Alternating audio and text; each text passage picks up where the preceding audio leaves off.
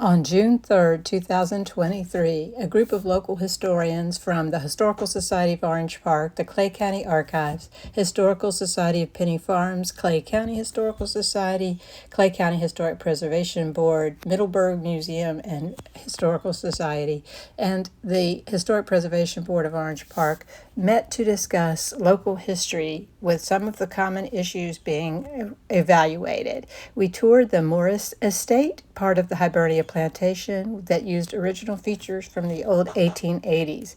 As we were talking, we began with Van Hogan of Orange Park Historical We Society. have transitioned as of last year to quarterly meetings. We've had very good attendance. We've been meeting at the library in Orange Park, and we've had anywhere from 30 to 50 people show up for our presentations, which has been nice. We try to have a topic of historical interest, local historical interest, and we just discuss those topics, and they've been well received. We are involved in the Clay County Schools History Day event. We volunteer as judges for that. Of course, Cindy is the big organizer on behalf of the school district, but it's been educational for all of us between presentations and documentaries and websites and such that the students do. So as part of the History Day judging, we present an annual Art Hall Award. Art was one of our founding members, and we give out a certificate and a $25 gift for a project that involves either military or aviation history. So Art was involved in both those endeavors in his lifetime, so we thought that would be a good way to carry on his memory. Of course, we have a website that Cindy mentioned. We have a Facebook page. We send out a monthly newsletter, mostly by email. We also post it on the website. I put a copy of our June newsletter over on the table if anyone cares to look at it. But that's, and people seem to enjoy that. We also try to do an annual outing during the summer months. Last year we went to Penny Farms. We've gone to Cumberland Island. We've gone to Darien, Georgia. We've gone to Fernandina, St. Augustine. So we have made the rounds, and it's they've all been good. As far as any kind of outreach for the community, we host an open house at the Clark House in Orange Park. The house was built in 1912. It was the former home of William and Carrie Clark, and it is a great example of the architecture of the time. Nice wide open spaces built for ventilation and such, and people that come in there, people like to come in and visit the house and look around. We've tried to furnish it in the style that you would maybe have seen in the 20s and 30s and such. We do have a couple of pieces of furniture that are original to the house, but I can't tell you how many times people walk in there and say, "This reminds me of my grandmother's house." But just people have an emotional connection to it, which is good to see. Every March, we host a Carrie Clark Day event at Clark House Park in Orange Park. Carrie, of course, lived in the house, and so we're using her home and her property. We try to, we get a few other community groups to come in and join us as well. So make a day of it. It's nice. We were unfortunately rained out last March, but we will carry on again next year. And when fall comes, we participate in the Fall Festival for the town of Orange Park. We host a booth and get a chance to talk to a lot of people. That festival brings in 30,000 people over 2 days. So that's a nice thing to do. About a week after Fall Festival, we host Moonlight on Magnolia, which is held in Magnolia Cemetery. But we conduct cemetery tours, and they're all free to the public.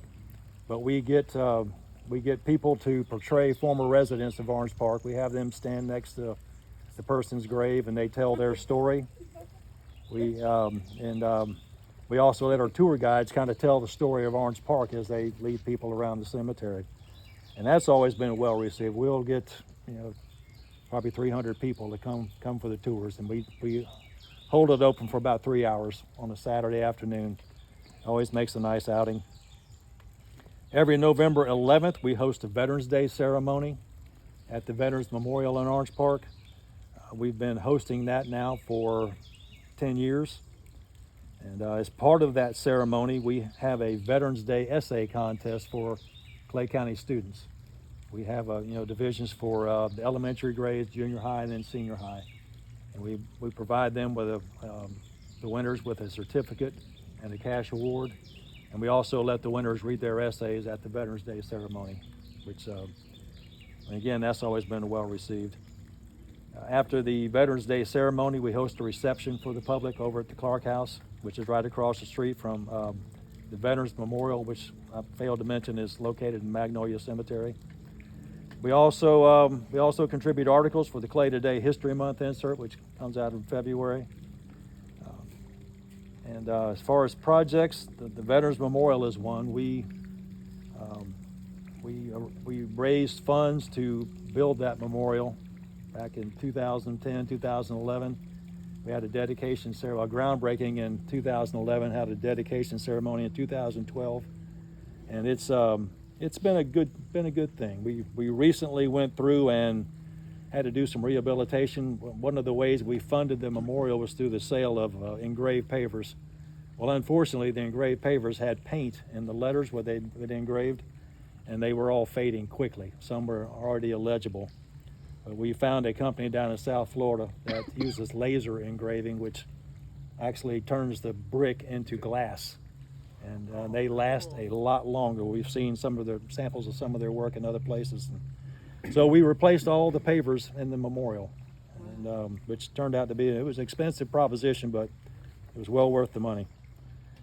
And, another project, Cindy wrote a book, Images of America, Orange Park, with a lot of photographs and text that she put together.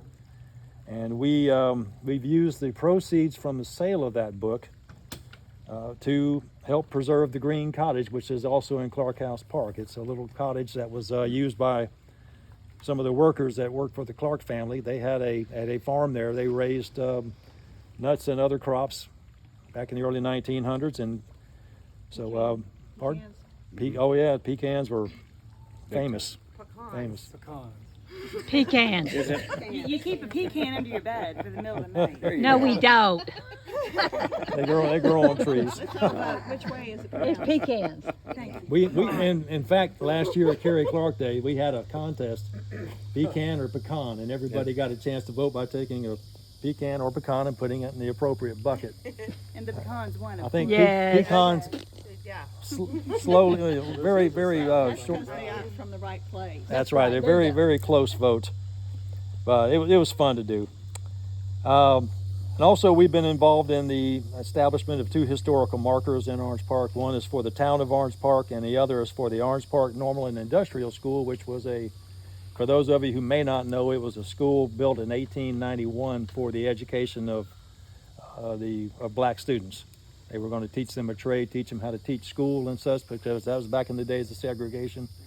White teachers weren't supposed to teach black children and so forth. But anyway, the teachers were all arrested, thrown into jail, even though it was a private school. But it was a nice story, interesting story. But we thought it was certainly worthy of recognition in the town. So They got mad because the white people wanted to send their kids there because they got a better education. Exactly. oh yeah, there weren't that's many why. schools, and the white kids went to school there, and that was the big That was the big blow. rub. That's Yeah. what sent off the Mr. Sheets up there, the Yeah. superintendent of education for the state of Florida, an avowed racist.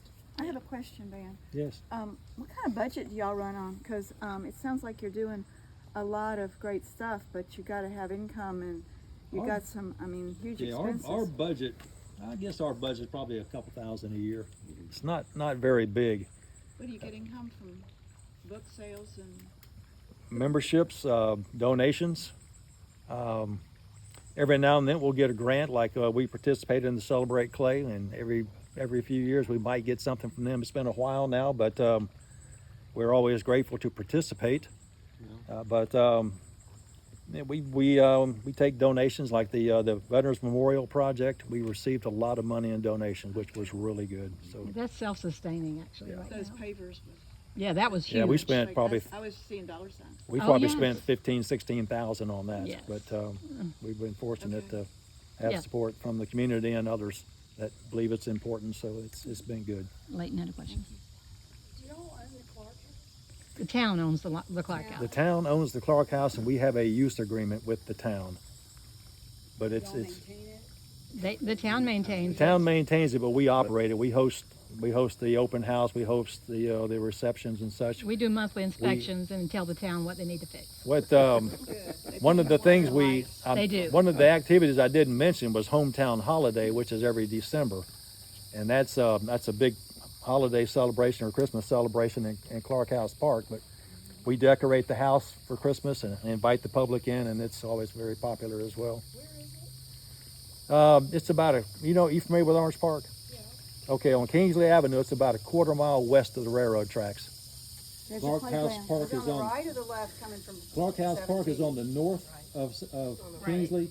Magnolia Cemetery is on the south side of Kingsley, right Is across that from that each other. place where they had a really long driveway? You can't really. See That's the cemetery. That's the cemetery. It's across the street from that. But if you're coming from 17, Yes. it's on the right. It's on the right. And After you go to the railroad. playground. You'll see the playground. I think I've seen it. You'll see a black wrought iron fence, and then that's it. There's a sign out there. Can we pause for a second? Back in January, after serving 2 years as the president of the Clay County Historical Society and 2 years on the board, I decided enough was enough. And I turned that over to Randy and others, and Randy's going to take it and run from there. Tell everybody about the Clay County Historical Society and some of the things we've done down there. Oh, okay. Oh, well, it's just almost never ending. First of all, and then when people come in that are from out of town, I'll tell them, if you have some family from out of town that can only get down here on a Wednesday or Thursday or something like that, just contact me on Facebook and I'll meet you out here and you still do the tour and everything will be fine. So we still do that, we maintain that. The old jail is haunted. That's my office.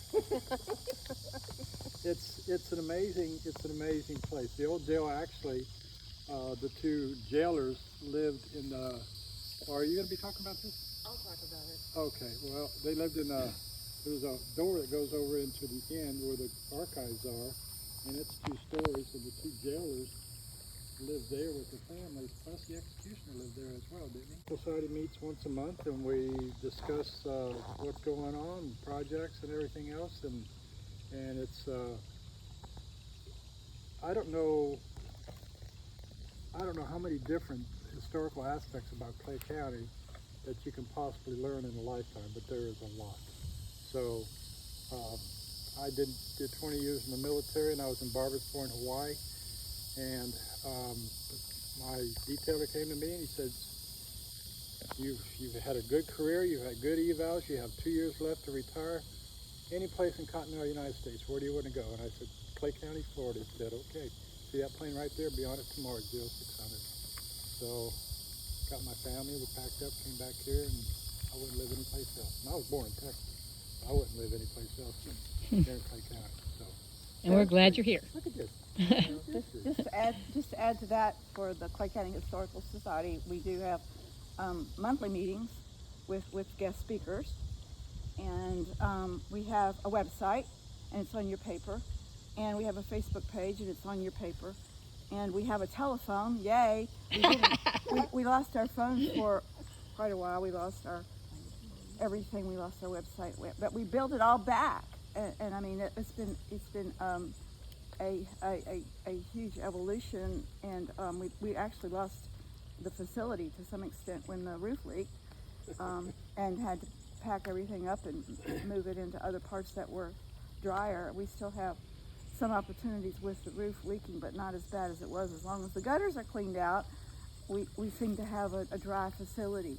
And I would just like, we have a newsletter that goes out once a month just to announce our guest speakers. And if you're not on the mailing list, send me a little note on the info at claycountyhistoricalsociety.com, and I'll get you on the mailing list, and you can keep up with our speakers, or you can go to the website, which is claycountyhistoricalsociety.com, and keep up with our speakers. And our next speaker is Kim Morgan with the Clay County historical tourism.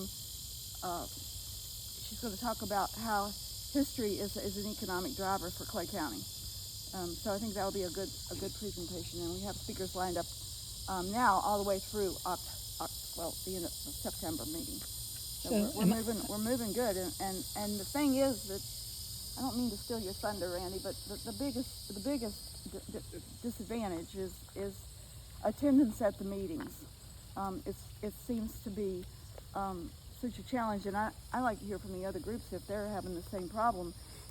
Now we don't have that problem because Penny Retirement Community supports us at the Penny Farms Historical Society, but in town it's just it's impossible to get people out in the evenings. And people then they say if you move it up earlier in the day, well, I can't get back from work in time. So we honed in on 7 o'clock, and we've always done it on the fourth Monday. Well, maybe we should change it from the fourth Monday to the second Monday. I don't know if that would make any difference, or maybe the third Thursday. Or I'm just at my.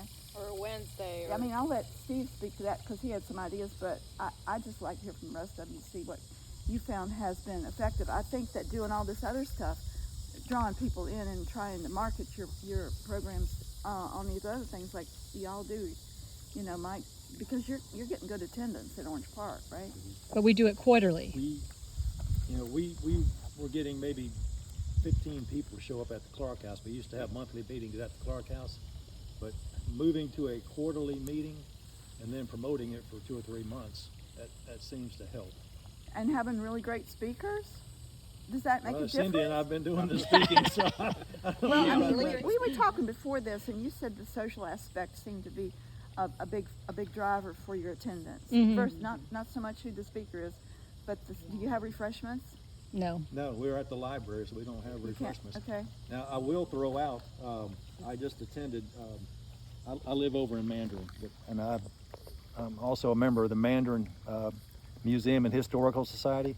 They also have quarterly meetings, and they have something they call the Third Thursday Lecture. Now, they will have, I went to one, they had Wayne Wood talk about Jacksonville architecture a couple of weeks ago.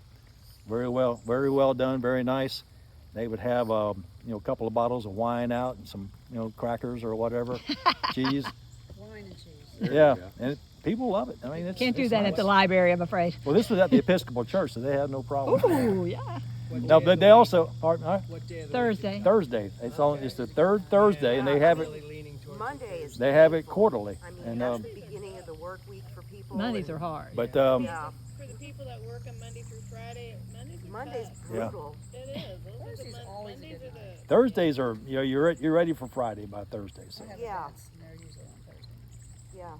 Cindy, if I could for just 1 second, primarily for Leighton and April and others, the Clay County Historical Society, we're headquartered at the old courthouse area in Green Cove Springs. It's known as the Historical Triangle.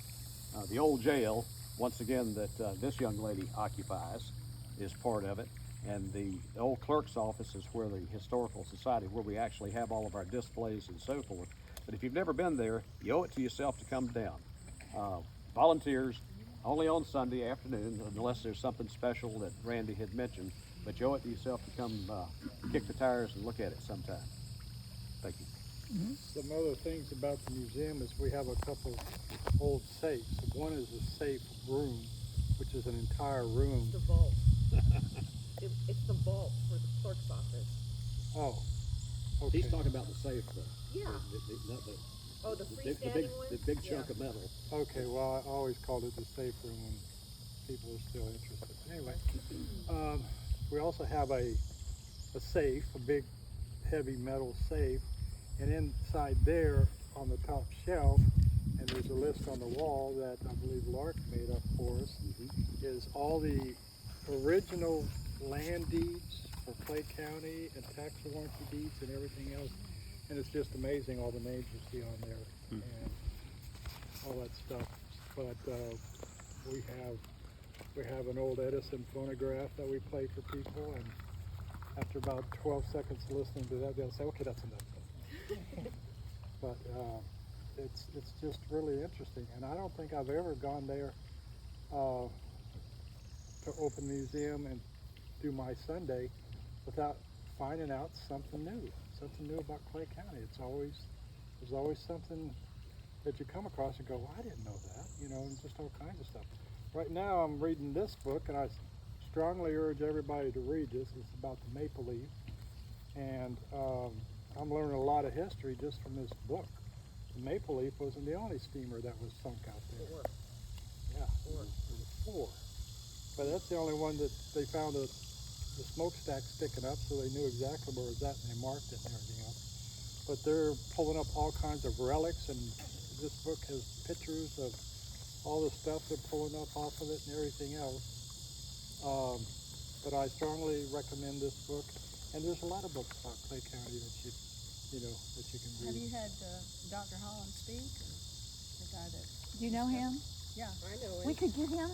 Yes. Oh, I know Well, he he only wants to speak under certain conditions. He used to speak a lot, but he is at Mandarin a lot. He appears at Mandarin with some of the divers he was appearing on a pretty regular basis. He'd answer any questions you'd get in the museum. Wow. But if a student asks him to come, he will come. But if we had a round table, oh, really? A student asks him to come to school, he'll Well, come I mean, to if school. we had another round table, he Yeah. might be a good speaker. If you wanted That's a true. speaker. Yeah, I did a seminar in Jacksonville, and he was a speaker for part of that. Yeah, he does do that. Randy also mentioned the railroad collection. Oh, there's a railroad collection. Hey, it's mentioned. Consisting of? Well, there's a caboose, and it's pretty neat.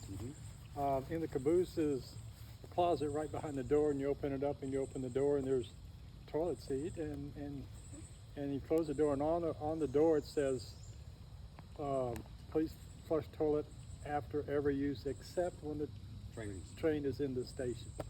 So it doesn't take much imagination to figure out what that's all about. So Yeah, don't walk on the track. That's what that's. do what? Little inspection car. Yeah, that's in the, we get that out on occasions. It's a Philosophy. two-hand, velociraptor. Ah. But anyway, and it used to go down the railroad tracks and do maintenance of the spikes that are being worked out of the ground and everything else, and they replace those and everything else.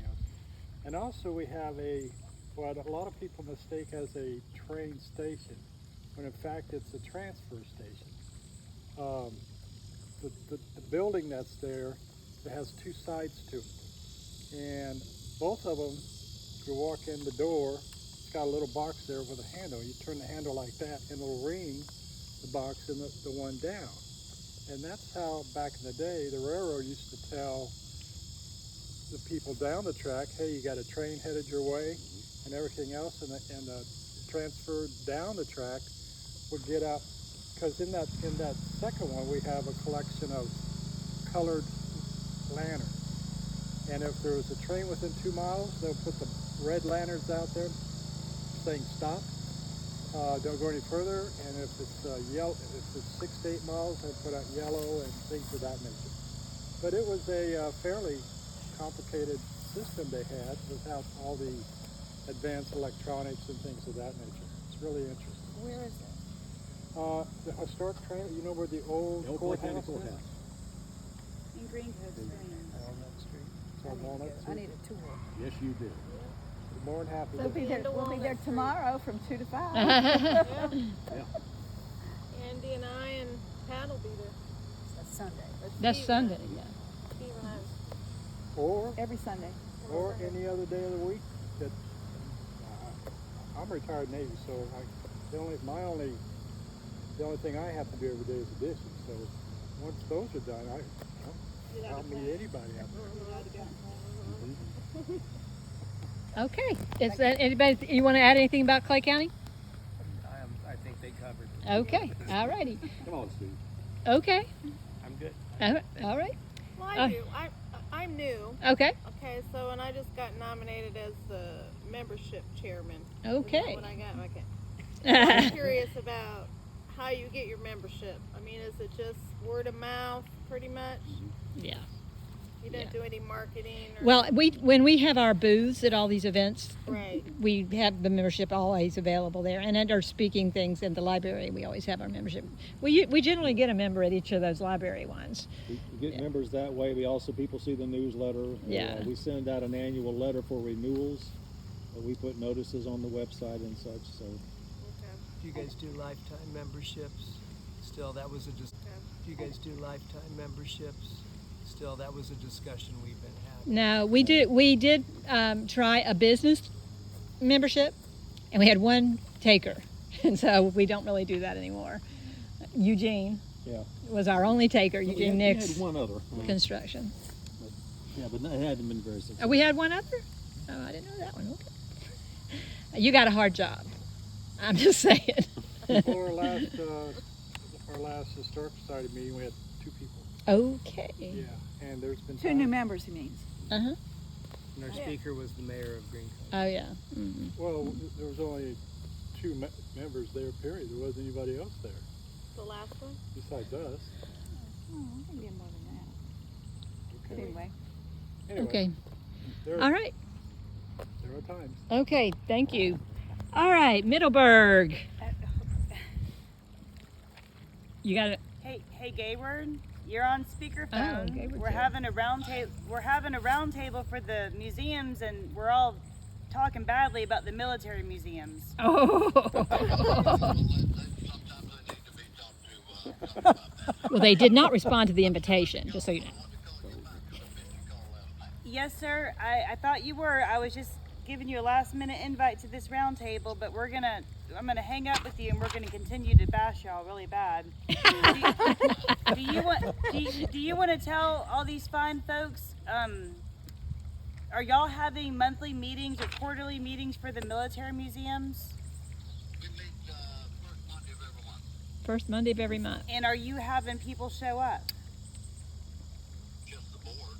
Just the board. Okay. It's open to whoever wants to come. Yes, sir. Okay. Do y'all have any other real quick questions for the Do military? they recruit for volunteers? Do y'all recruit for volunteers? Oh yeah. Yeah, we got that's all that we can survive is our volunteer base. We're short. We stay short really. Do you have any major needs that are not being met right now?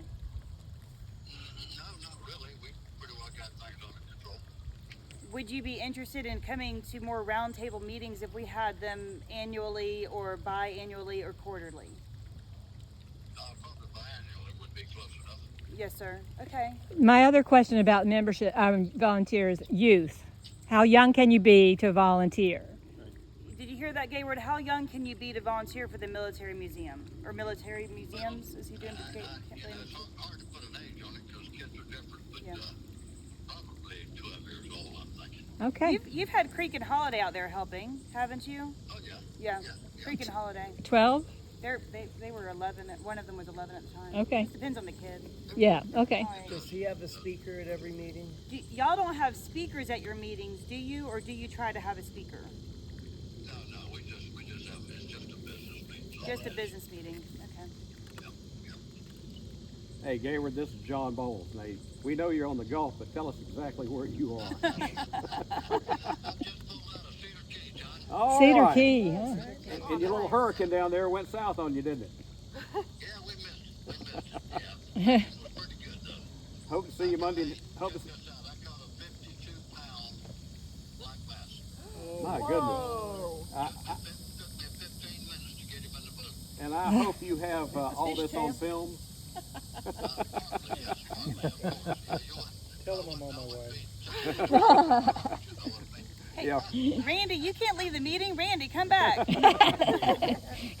right, thanks, Gayward. I'll you be. Yes, sir. Oh, hold on. Wait. I just wanted to say bye. Oh, Bijou said goodbye. Okay, bye-bye. Bye. All right, bye. We'll see you, Gayward. We're gonna have a fish fry. So we got the military museum there. Thank you, because neither the Camp Landing one or that one responded with my attempt, so. So was it me? Yeah, it's you. Okay. Yes, it's you. It's Middleburg. Yeah, so I'm April Watts. I am with the Middleburg Museum. We changed it from the historical Middleburg Museum to the Middleburg Museum because we had to reapply to the IRS, and there was some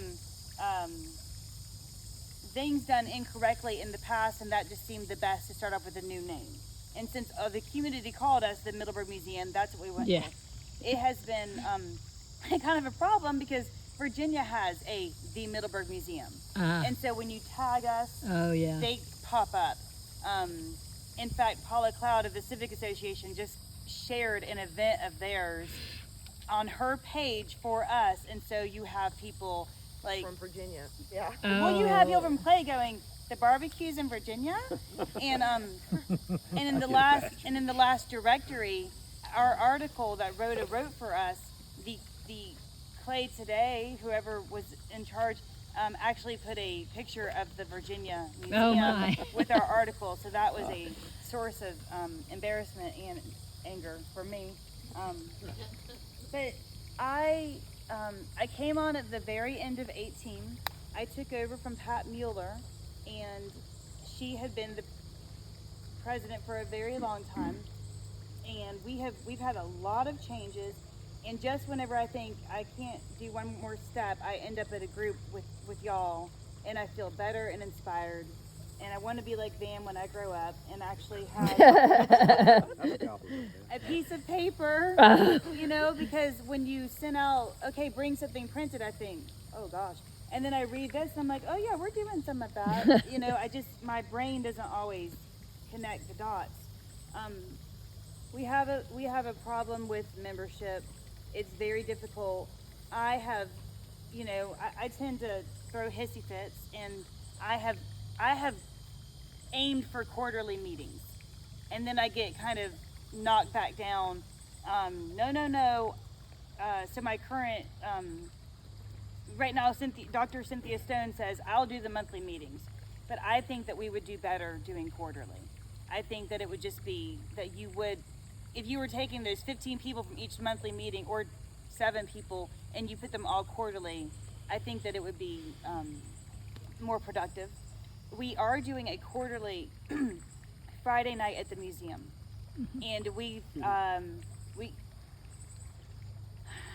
like I said, it's only been 5 years for me. It feels like about 15, and so when new people come on, they have all these great ideas and they're very excited, and I'm very excited for their excitement, but it does tend to fall to that handful of 5 people, and so you have to say, okay, but what are we actually able to do?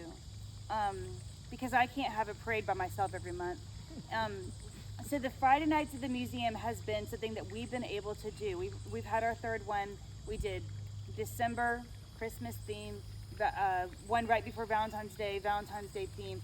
And we had 14 people at that one, but it was it wasn't stressful. We did like some chocolates in a bowl. And we just did it on a Friday night, and we just say, hey, you can't make it on a Sunday, that's great, but this is a Friday night.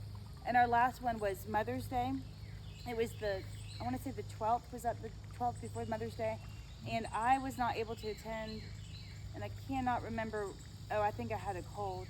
And our museum is small, and so I didn't come, but that was nice. So we're doing Friday nights at the museum, and we did one like one a month, or one a quarter. One a quarter. And so I'm going to push, especially after having these facts and notes, to push for our meetings to be quarterly. And we did change our bylaws, and we have that flexibility. Oh, good. We were able to do that, because that's where I was pushing, was to have that flexibility. We also, when I came on, it was a board of 3. We went up to 5. We've come back down to 3, and that seems to be a strong place. I always say my girls, my ladies, I want to be an equilateral triangle. I do not want to be me with 4 underneath me, because it's exhausting for me. I want people to have just as much say and power as me, because I feel burnout. I was telling Van, I don't want to do this anymore, but then y'all 2 have held the same positions for a long time, and so I just kind of keep scaling back what I'm able to do. But then again, like I said, I come to something like this and I get inspired, and okay, maybe I can trudge on a little longer. But I would like to, we really want to talk about republishing the Parade of Memories. Betsy Condon had brought up how neat it would be to go get stories from people in the community and publish those on our website. And I feel inspired to do that. I would love to take my husband and go talk to people, get their stories. I don't get excited about the editing and the technical part of that. That's not my forte. I like to listen to people and to push them questions. But I'm inspired to do that, so I would love to be able to step down as the leader per se, bring in somebody else with their new ideas and their new energy, and just keep working and but we'll see, because I see, how long have you been the president, Cindy? Do we even know Ben? Right, right, so. Ben and I traded it off for many years. Yeah. So I don't know how long I am on this stint. Yeah. Four maybe? Four straight, but then we had alternate before. So this is my 5th year, and I really want to try to get somebody in there to where I can, we have a we have a family tree and landscape business. I work as the children's director at the we're not the Middleburg United Methodist Church, we are the Black Creek Methodist Church, but I'm the children's director there. And then the museum is my first line of community work, and I would like it to just be down there with some of the other stuff and not the first thing I have to think about every morning on Messenger and email and all that. And you got how many kids? 4. I have 4 children, and That alone. right, Strawberry is starting her dual enrollment. She's in high school. Holiday's about to begin high school. I really have to concentrate on those high school years and getting to college and driving and all of that. So You're replaceable. You've been there. right, I'm preaching. Right, and so I don't want to be everyone looking at me. And we did change that when we became a board of 3. But so we'll see how this election goes. But our nominating committee will start in August. We'll have our election in November, maybe it's October. So we're currently doing monthly meetings. We are currently doing quarterly Friday night at the museum. The Civic Association has, right now, they have 2 major festivals. At first Paula did 4, she's gone down to 2. And so that's our big time for the museum, because we're on the same land. And so the spring festival, we are open, and then the fall festival is supposed to be a historical festival. It was a big historical festival, the 70s, 80s? I mean, way past that. Yeah. Oh, way back. It was Okay. And I know back in 2009, 2010, Yeah. it was a big event, and like archives used to have a table there all the time. But yeah. So it is very small. I mean, it's a smidgen of historical. Like the main historical component is me walking around in my big dress that I got from Connie Taylor. And the museum is open, but we just do not have, whenever I talk to, not demonstrators, what do they call themselves? Not reenactors. Reenactors. Character actor. Sir? Character actor. Whatever. When I talk to them, they just have bigger things or more on their agenda for that time of the year. A couple years ago, we did have somebody with a tent, and she was gonna make rope, and she was gonna weave, but we were rained out. So that momentum is lost. And I've had, Dale Axelrod, he's brought in like his historical motorcycle or old motorcycles and his old machine guns, and people love that, but it's just, it's wearying, and so we're doing that. Have you tried reaching out to the high school? Yes, and I just do not, we get nothing. We get people so often, kids need volunteer work, kids need this, Yeah, kids they need do. that. And you ask them, and it's like, oh yes, every day but that one. Yeah. It seems to me that the kids who are willing to do it and able to do it have such full plates, it's hard to get them to do it. It is hard to get volunteers. And I end up running around like an insane person during the festivals, emptying trash and finding toilet paper and answering questions and just all of the little things that you would think, hey, a kid can empty the trash, but it ends up being the president of the civic, the president of the thing who are emptying the trash. And that's okay. I mean, you should never ask anyone to do something you're not willing to do yourself. But I'm just saying that's how small our volunteer base is. We sold our fundraisers. We sold peanuts from the Roadhouse this year. It was kind of neat because they gave us little appetizer cards. And so at the Spring Festival, we didn't have many people coming in, so I went out with a basket. It gave me an opportunity to talk to people. And we have Ruth Payne as our secret weapon right now because she taught tech in schools, and she is amazing. So our website is new and updated. She can do a QR code. Oh, last night I figured out how to do a QR code. Like what, So when I walked around and sold these peanuts, if you were 50 and up, you probably had cash, and if you were 49 and down, you said, well, I don't have cash, and I said, hey, I got PayPal, I got a QR code. It was really neat. Yeah. I could not have done that, but she just does that in her free time. So she's got us on Facebook where we can accept donations. We have a website. We sell t-shirts. What else? Can you As talk a little more about your budget? Do you get support from the county with your facility? Thank you for Is it all on you? And then donations, what do you ask, and et cetera? So we restructured our membership. We did lifetime for 65 and up. So we don't offer a lifetime membership across the board. You have to be 65 years or older. We offered a discount for Middleburg Civic members as well as DAR members. Actually, we maybe would love to include Orange Park Historical or Clay County Historical. We did it a $7 discount, and that's kind of a weird number, but Ruth, as our treasurer, came up with that, and it works. And so we have 65 and up. I want to say it's 20. We have a junior membership. I think it's like 17 and down. That might be 15. And then I want to say our general membership is $25. And we offered, our t-shirts were $15, and so we would say, with your repaid membership or your new membership or whatever, we offer $5 off a t-shirt. Right. So I want to say, it seemed like it was $23 for someone who was over 65, a member of DAR, and a t-shirt. Oh. 23. I mean, it was a good, because to me, I don't need to make money off the t-shirts. I want them out in the community. Because our t-shirts say, Middleburg Museum, yes, we have a museum. Yeah. How many active members? Maybe 20 right now, which has really come up. When I came on, I will tell you, I came on because it was local and free and easy to get to at the library, and I was a new homeschooling mom. And so all of 2018, I watched Pat Mueller say, I don't want to do this anymore. And I was kind of going, well, who's going to do it? And Linda Mitchell said, you can do it. And I said, oh, no, not me, but I did. And so, so at those meetings that I was watching, we had very few people coming. It might have been the board and a couple of people. When we had Keith Holling come to speak, I mean, it was like standing room in that little room at the library. So it's that kind of thing, whereas if you can get, Ma Jackson in there, Keith Holland, if you can get somebody, you'll have the people come.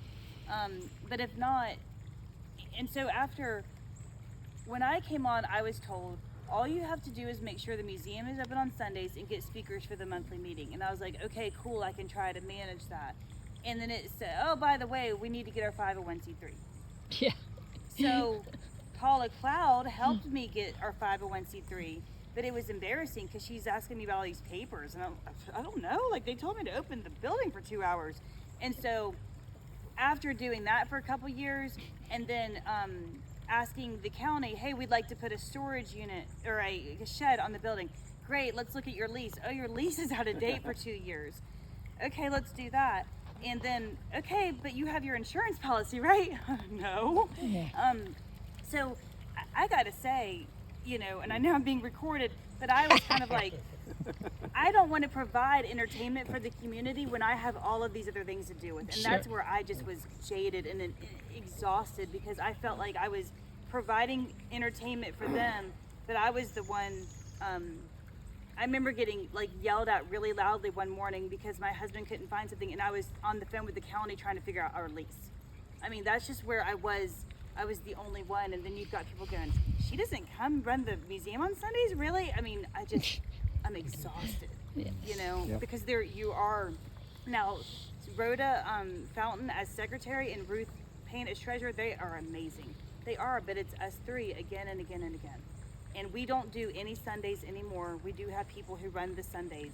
But I constantly tell people, I don't advertise this in print, but I always tell people verbally if I meet them, I will come meet you at any time. Thursdays tend to work for me, Wednesdays and Thursdays.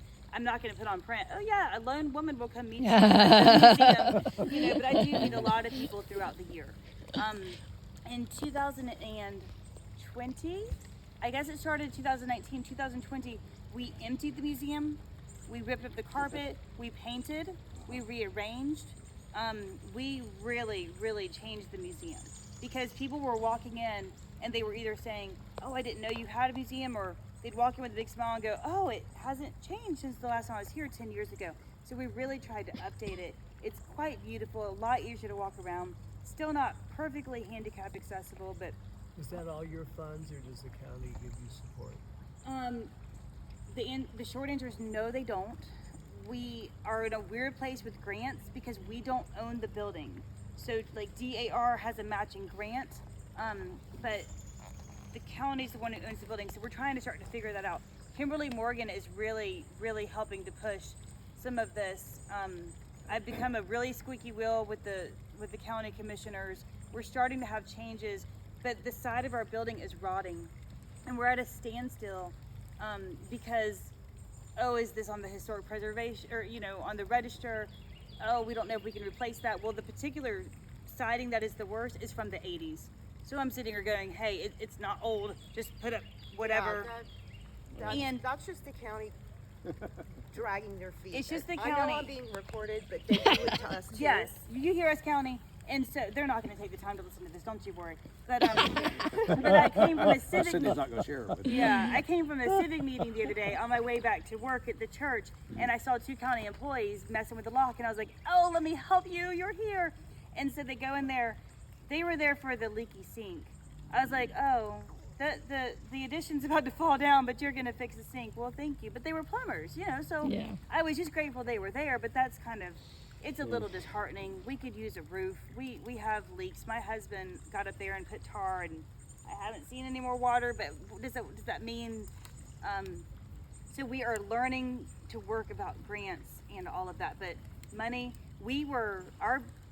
our insurance is almost $1,000 a year. Maybe it's $790, but in my mind, it's about $1,000 a year. Our light bill. The county does not pay our light bill. Does the county pay your insurance? Does the county insure the building? No. They own the building? The county commissioners. No, they own the building, therefore they're responsible for the upkeep of the building. They're responsible the county has insurance for all their buildings. Okay, well, Alyssa Hamilton, if I'm remembering the name right, that's where we are.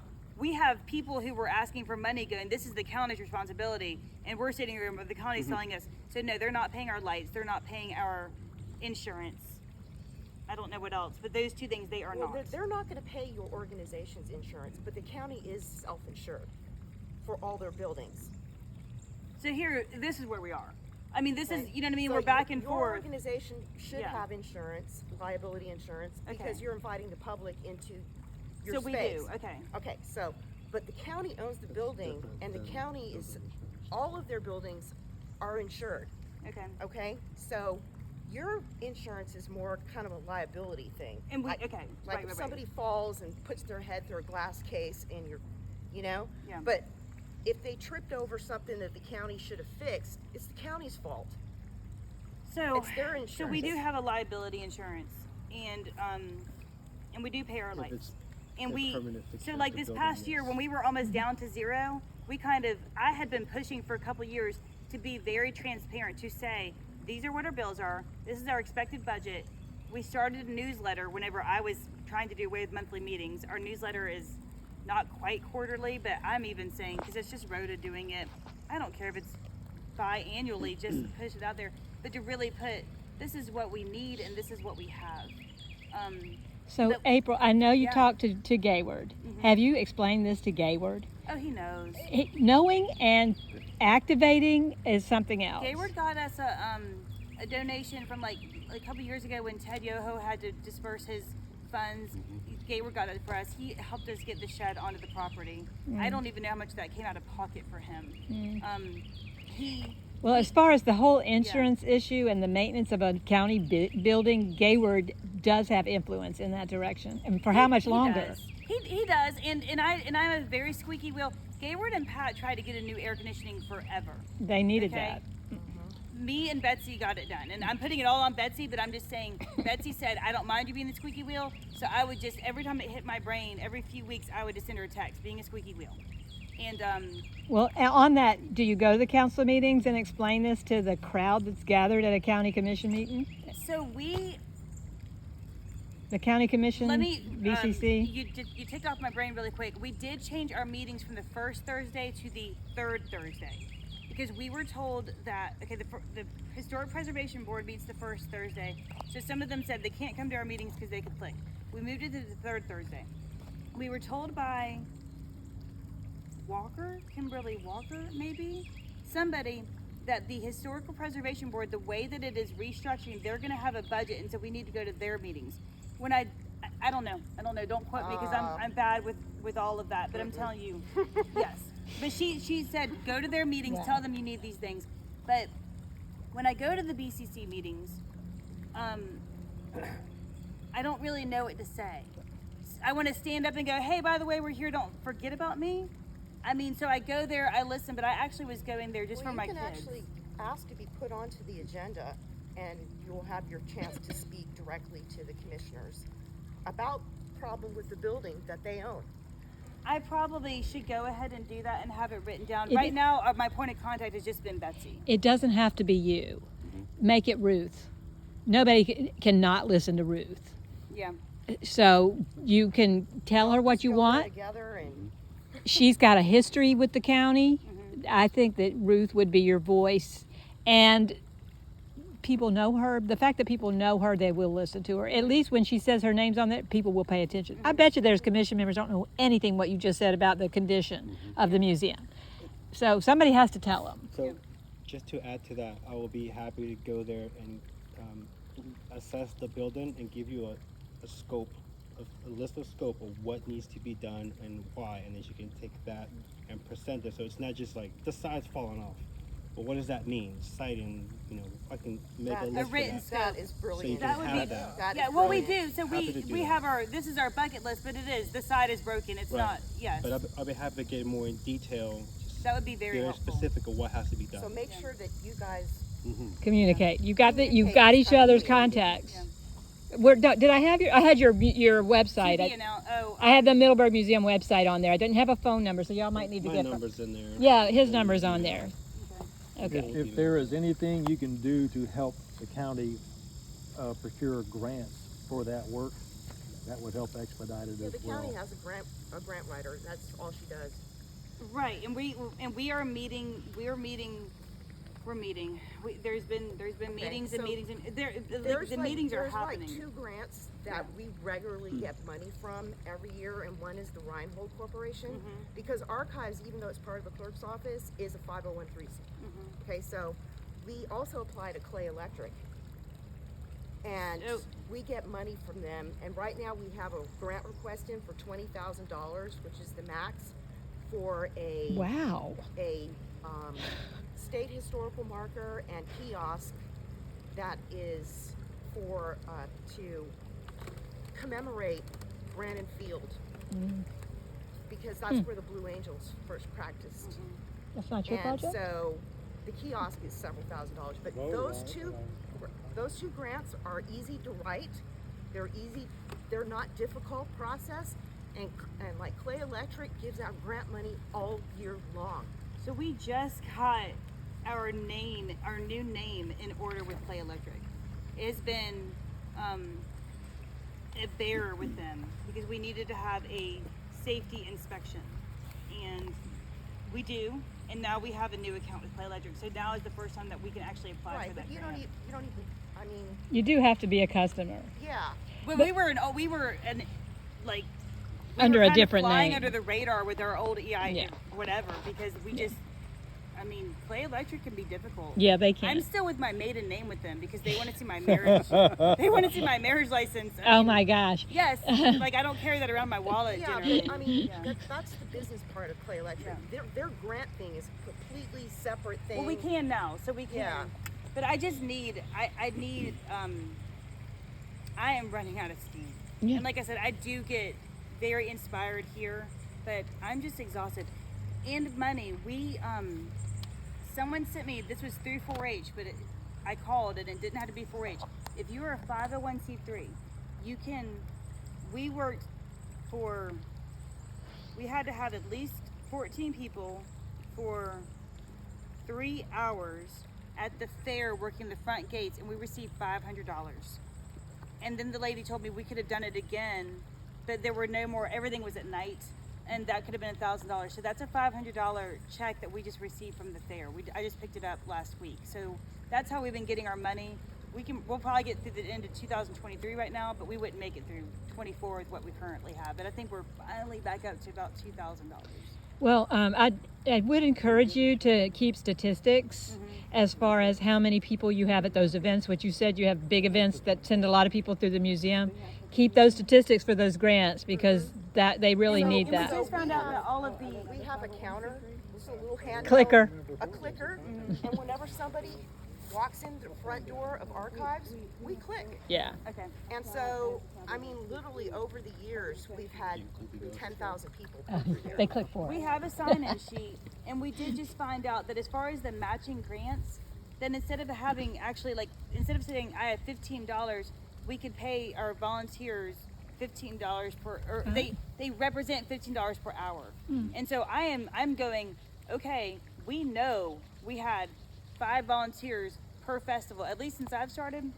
We know we've had 2 festivals per year. Those festivals were 4 hours, at least 5 people. We can reconstruct that. We can reconstruct if there's 52 weeks in a year, we can very honestly say 45 weeks a year we had 2 people there. So we're trying to reconstruct some of those records to say, these are our funds. We don't actually have cash in hand, that's but good. these are our funds that we can use to match. April, just to spin off of that, I noticed when we went to the Reinhold breakfast that the people who got awards, we didn't get one, but the ones who got awards had documented what you're talking about. And I think when we do tours and we serve on Sundays or whatever we do, there needs to be accurate record keeping, so when that time comes to apply for those grants, we have it right there at our fingertips, right, Van? I mean, it gets lost in the ether unless you have a way to record it and you're religious about doing it. It is a huge deal. I always say to cross your T's and dot your I's, because the money is there. They want to give it out, but they have to make sure that they're giving it out, that it's not fraudulent, and that it's being done correctly. And so we are making, I mean, when I think about where we were and where we have come really, really far. And I get inspired and want to stay, but when we say, write a grant, ask this person and call this person, I just want to go, but I'm reteaching algebra, so relearn, so, okay. If y'all don't have anything else. All right. For me. I'm a lifetime member of the Middleburg Historical Society, and before we split up today, I'll make sure you have my phone number, and if there's issues or anything I can help with, or man the museum or what have you. I also have a lot of carpenter tools and things of that nature, so all I have to do is get somebody with a license to approve it, and then I can fix up your building and things of that nature. So maybe I'll give you my number before you go. Just give me a call and I'll help out in any way I can. Okay, thank you. It leads us to the archives. Okay, so the biggest news is that Amelia is now at the archives with me, and she's my coworker. And Amelia, we finally got ourselves a real archivist. She is getting her master's degree in archival studies. Yay! Is she going to have more education than you? Well, I do have that doctor of jurisprudence. Darn. There's that. But she knows a lot more about the physical taking care of those records than I do. And so basically we've given that job to her to be the archivist, to take care of our records in our collection. And for some of you all who don't know, the archives is part of the clerk of the court's office. And so we house all the county's oldest official records and documents and things like that. And my records start in 1858 and go through the 70s. And these are the physical records. So I have everything from tax rolls to voting records to deeds to probate, all kinds of records. And we're basically a big research facility.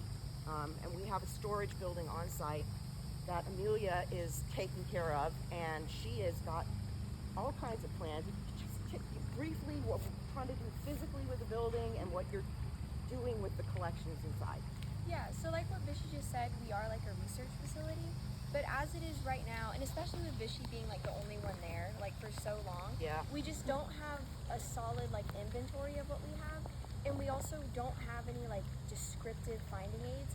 So if like a serious researcher came in to like ask about a certain topic, we might be able to pull out a few like subject files or be like, because I kind of know where they are up in my head.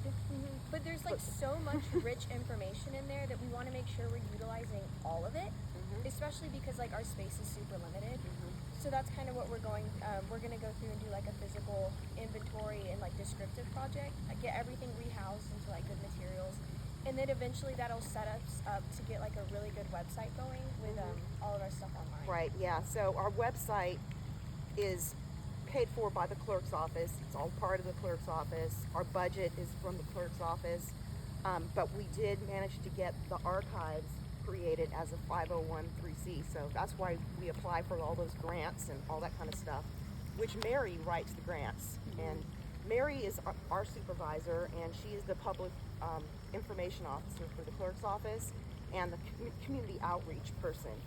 And we do a lot of community outreach, so naturally we fit underneath her. So I know Manatee County has a similar archive like we do. They're housed in a historic library, which is awesome. But I'm in the old 1894 jail. And the part where my actual office is where the jailers lived. So it's really cool. Doesn't even work, doesn't it? I know, right? I always say I bond out at 5 every day, right? People ask me, where were you today? In jail. Really, that's where I was. But so our bathroom is in the cell block, so we actually have to physically go outside and go into the cell block, and that's really fun in the wintertime. It's really cold. Can I please tell a short story about your bathroom? Yeah, go ahead. Please. I'm sorry, I know we could have stories for days, but we, during COVID, when there weren't many places to have field trips, I'm a homeschooler, and we have a co-op, and I'm in charge of our field trips. So we went to the Middleburg Museum, and Dr. Cynthia Stone led us down Main Street and told about all these ghost stories. And we have a very Christian co-op, and some Christians feel differently about ghosts than others. This is true. So then we go see Vichy the next month, and Vichy's telling us about the ghosts. And my very good friend and co-teacher, Alyssa, says, "What's with all these ghosts?" And she goes into the bathroom, and the little metal thing fell on her in the bathroom. And so she's like, "I should probably shut my mouth now." Anyway, that's just a nice, wonderful. Careful what you look for. Yeah, the building does have a lot of paranormal activity, and that is our #1 fundraiser for the archives. So September through May is our ghost hunting season, and on weekends only, Friday or Saturday, we allow independent, local paranormal teams. They come in with their equipment into the cell block and the courthouse, or both at the same time, and ghost hunt. But we charge them money for that. It's a minimum $100 for the jail. It's a minimum $125 for the courthouse, but if you do two together, it's a minimum $200. So, I mean, there's some weekends where I bring in $500, $600, $700, depending on how many people are in their team. We have twice a year a very big fundraiser event. It's Ghost Hunt Weekends, and that's a professional ghost hunt promoter. He brings in celebrity ghost hunters, and he charges the tickets, but Archives charges him $700 for the use of the buildings. So we just had that one, and we asked the museum to be open, and they graciously appeared, and I made sure that they got a donation for their time for being there. So I took some money out of my little kitty fund there, my cash kitty fund, and gave them $80 for being there. So it was a win-win all around for Archives and Museum, and that was just 2 weekends ago, something like that, 2 weekends ago. And yeah, that and grants, and like I said, our budget is from the county. Now, maintenance on our buildings, I nag. we nag and we nag and we nag and we nag some more, and it literally takes years for the county to do anything. Do you hear that, Ruth? When you're watching this later, don't get discouraged.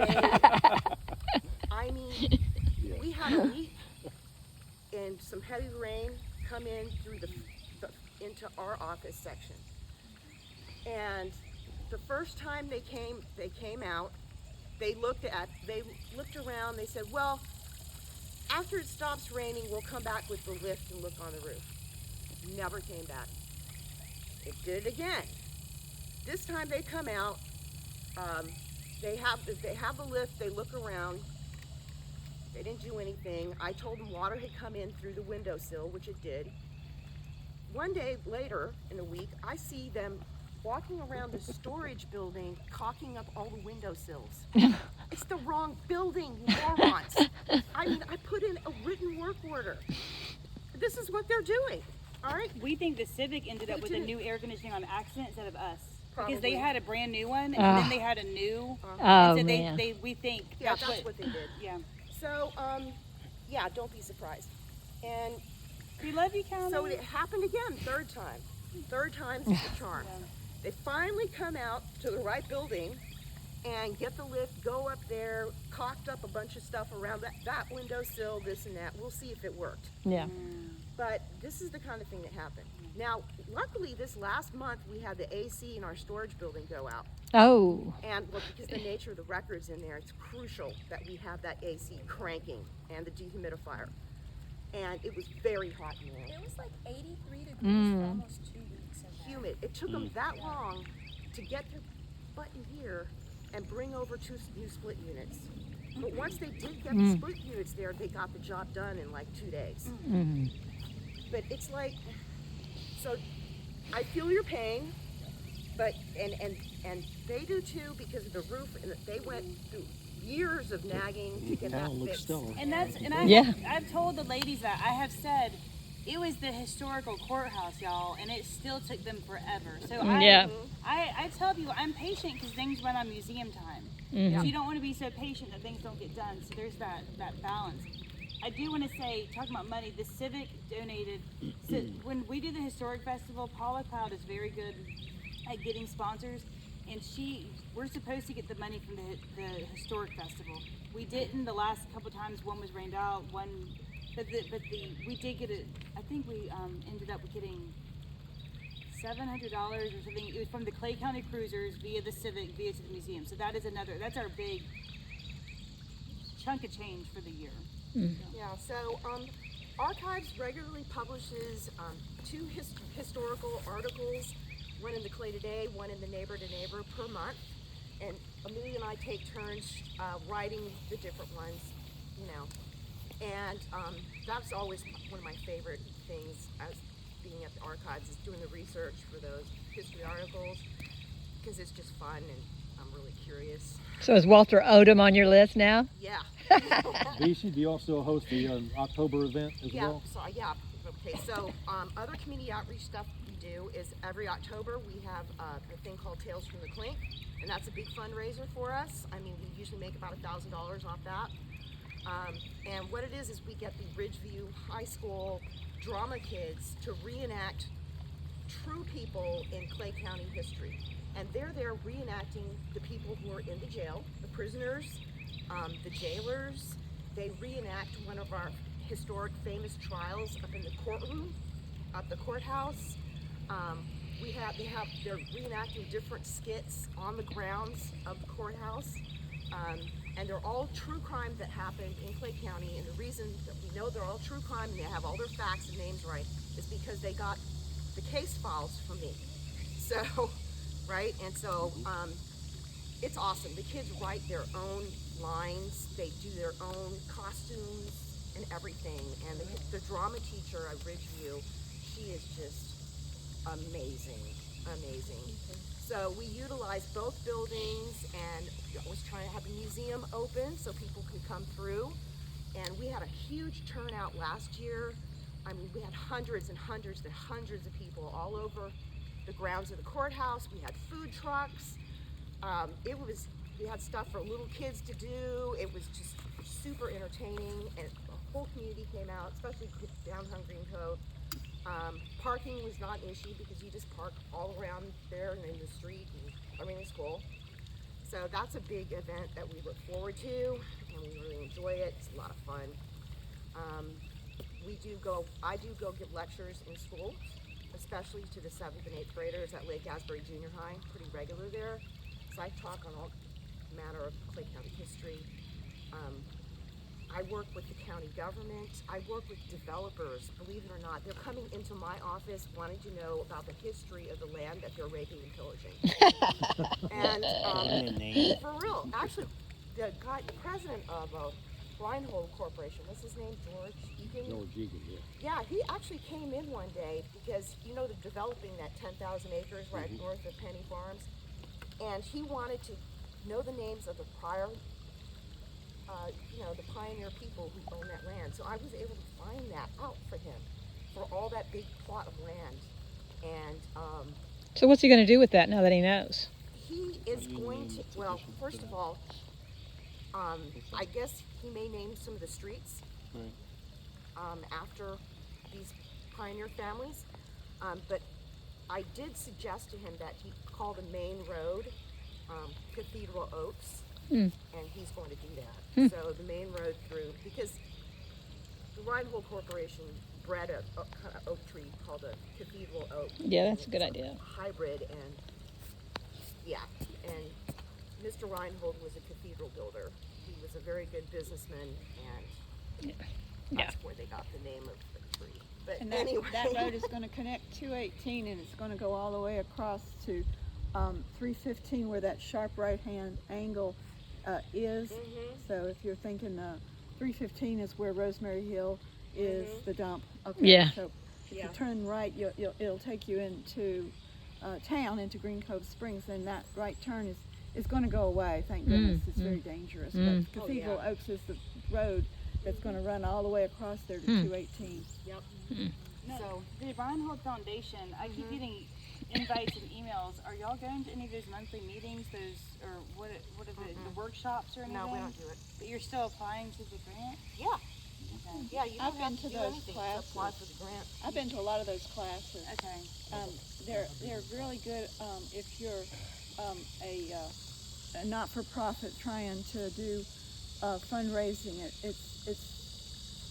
It's really you'll come out brain dead. It's so much information. It's just really great. They bring in the instructors from the I think they're in Tampa. I'm sorry, I'm not remembering, but they're professional people that do the classes, and they run can't remember, but over a series of months, and you can apply for the ones you want, but you can apply for all of them, and they'll tell you which ones you can get. And if you attend all of them, the people that you signed up that they attend all of them, there's a potential there to earn a good bit of money because they pay you for your attendance. Oh. Well, there you go. That's what I keep getting told. I just haven't taken the time to do that. Another interesting fact about the Reinhold Corporation is across from Penny Farms, we used to call that old building that turned into Colonial Inn, we used to call it J.C. Penney Mansion. He never lived there. And it wasn't J.C. Penney, it was the Reinhold Mansion. And I didn't find that out until... Yeah, Penny never owned that at all. And then one day you're driving by and you look over and there's nothing there. Yeah. Well, they burned it down. Okay, well, we're getting close on time, and Angel hasn't had a chance to talk yet. So, Here we go. moving. Okay. So my name is Angel. I am the chair of the Historic Preservation Board of Town of Orange Park. Kind of following the list here. So what we've been trying to do for the past 2.5 years, since we were established, is to find out if the town wanted to have a historic district. So I think the community said yes, so then we went ahead and tried to establish a historic ordinance. So in that 2-year process, we've been looking at various ordinances throughout the state of Florida that kind of match the population and the square footage of our town, and then borrow from some, delete whatever we can. And it's a long process because it's almost like you have to be a lawyer to sit there and go through every little line, because every little line can be taken a different way. So we have to be very specific to what we're doing. And we also want to make it, if the town was to want a historic district, then the ordinance would allow that. So our biggest challenge has been to educate the public and educate the board, because unfortunately, I think for a long time, I was really the only one that had a lot of experience in historic preservation with districts and knowing, it's called a COA process, what you're quote unquote allowed to do to the building exterior because it is a contributing structure to a historic district. Understanding the difference between a landmark, a marker, or contributing structure to a district. Those are three completely different things. So having to do that has been a struggle to educate that.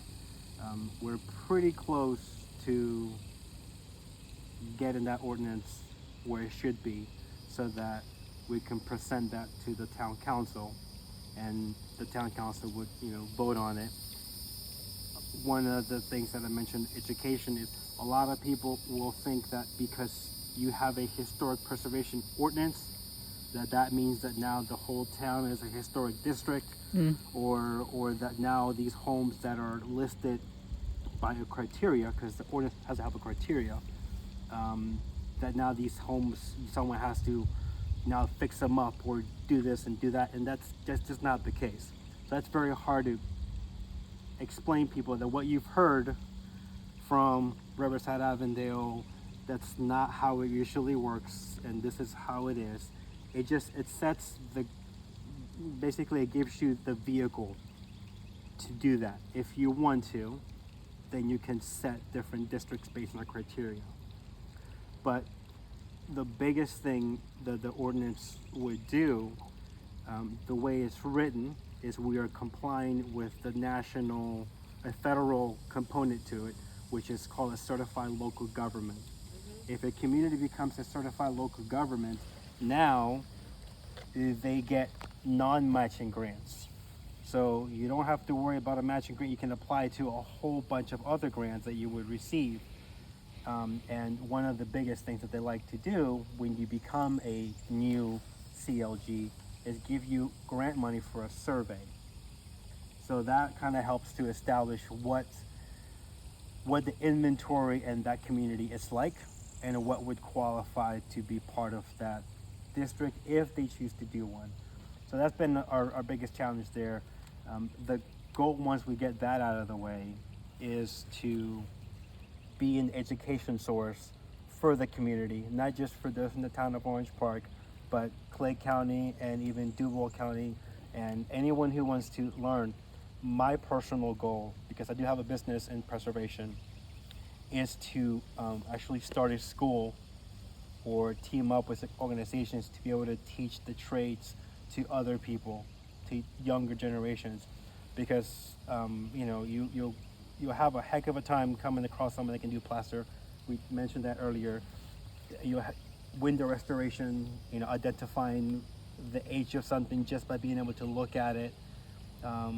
Brick and mortar, even that, it sounds like, oh, it's just masonry work. Yeah, but not really, because if you use the raw material, then you're going to ruin the building. So that's something that I'm trying to establish here in Florida. I'm starting with Town of Orange Park and hopefully branching out. But the board will hopefully help in that situation to provide information to the homeowners. Having the archives there will be like, well, okay, we don't have the information, but you can reach out to the archives. They'll have this, see so-and-so, and they will help you out. That's kind of, that's the goal here for us. And just a little bit about myself. I definitely walk the walk and talk the talk, because I moved to the town of Orange Park because there was a home there that was going to be demolished. And at that time I was living in Riverside.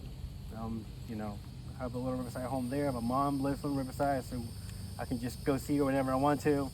And I had done some work for Miss Trudy who owned the house, and she had mentioned to me that most likely when she passes, the house will be torn down and divided and whatever, because it's a two lots. They're awkwardly shaped lots, but they're still two lots. And I just kind of like blurred out, I'm like, I'll buy it from you. Like, don't tear it down, I'll buy it. 3 years later, she calls me and says, did you mean that? Because can you buy my house? So I was like, well, okay, let's talk about it. 8 months later, we bought the house. What street? It's on Plainfield. Angel, tell about when the house was built. The house was built in 1878. And then throughout various decades, there were some additions done to it. So the last full renovation was 1930s. And I based that on the windows and the floor. Because I can tell where the original floor was. So I can tell in this home where there was original wide, or various wide floor planking versus the more standard 1930s, 1940s, 3.5-inch wood oak or pine oak, or pine flooring. So that's really beautiful. So it's gone through a lot of things, and I mean that's just kind of it's a family project, that we're taking care of. But and just to add that we had a representative at one of the meetings who came from Green Cove because they are interested in establishing some of the same kind of thing for Green Cove because of all the buildings that got torn down in Green Cove without protection. Right. So that might be something that the Orange Park group will have to help with. Yeah, I'm happy to do that. Do you live in the house? I do. Okay, so Yeah. And it is haunted. Yeah. It is.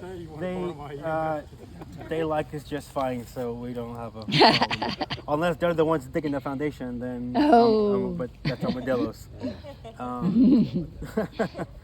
So, I mean, I went out to Nina, I can't think of her last name, but out in Keystone, the Craftsman House. The Craftsman House, I mean, they've done a lot out there because they had their hotels torn down, right? So they're working on just the homes out there. Yeah. So to kind of touch base on that, one of the in the preservation world, it seems that it's a reactive thing versus active. So even when you think back to when Riverside Avondale Preservation was established and that district was established, it was so because they had a bunch of houses being demolished and developers were coming in to take things in the 70s. So, we all talk about Wayne Wood and Wayne, great. Yeah. I love Wayne. No Wayne's like, okay, Wayne, go over there kind of thing. He was part of that, and because they said we're going to do this, we have to do this. 30 years later, everybody wants to live in Riverside Avondale. Yeah. Right. It's just like right. So and I mean that's where I grew up. And back in Miss Atkinson was actually that's a whole different thing there. So this is kind of what's happening now with Town of Orange Park. Like this preservation board was born out of the mid-century modern block people that loved the mid-century modern homes, and they're like, do we realize what we have here? We have Broward constructed homes, and they're the ones that pushed it in to now become the board, from a committee or from an independent group to a committee to a board to now we have to do something. And if you don't, you're gonna lose it. If you don't protect it now, you're gonna lose it. I heard you mention that this house is deeded, so I'm like, that's awesome, because this is a prime location for somebody like, we'll buy it, whatever it costs, we'll demolish it, we'll clear it, and then we'll put up all this stuff. Which is like, you have to find somebody that kind of has that, that passion. But for Green Cove, like, they're at a point that, if someone doesn't do something to stop it, you're gonna lose more. It has a sort of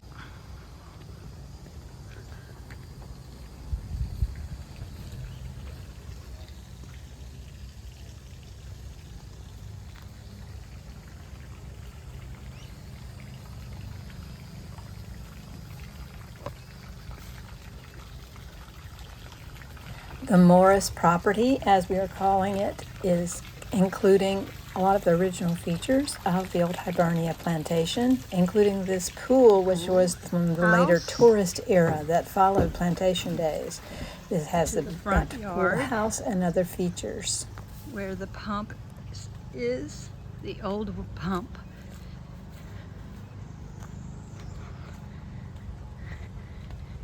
Front of the house.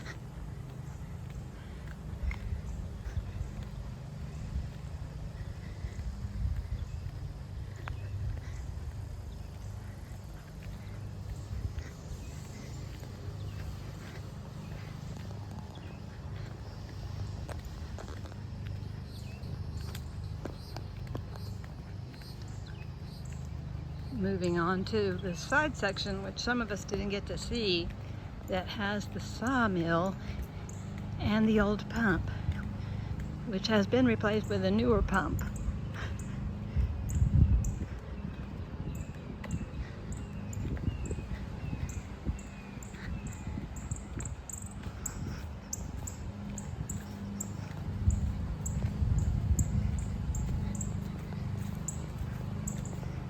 Fountain, which did work at one point, but is currently not in use. Could totally be made to work again. In the distance is the sawmill. Somebody's mowing their yard. So all of this property consists of 5 acres on the river,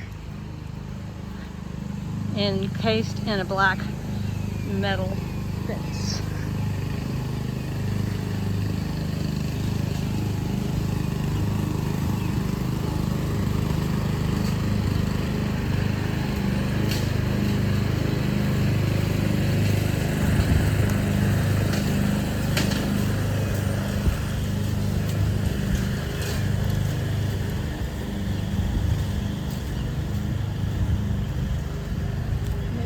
Machinery parts,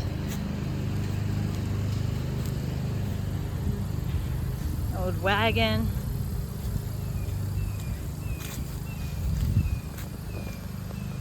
the mechanism for the sawmill with one gigantic blade.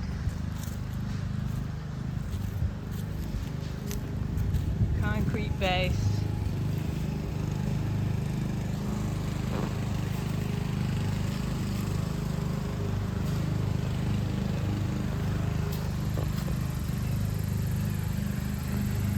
Back toward the house from all that sawmill area.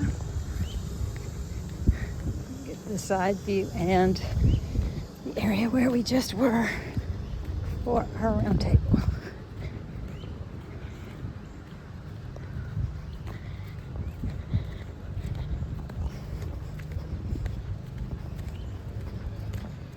This room is a Florida room.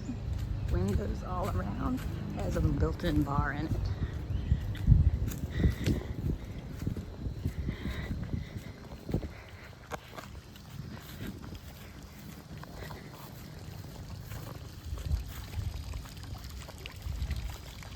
Where the dock was, somewhere out that way. And that's the guest house,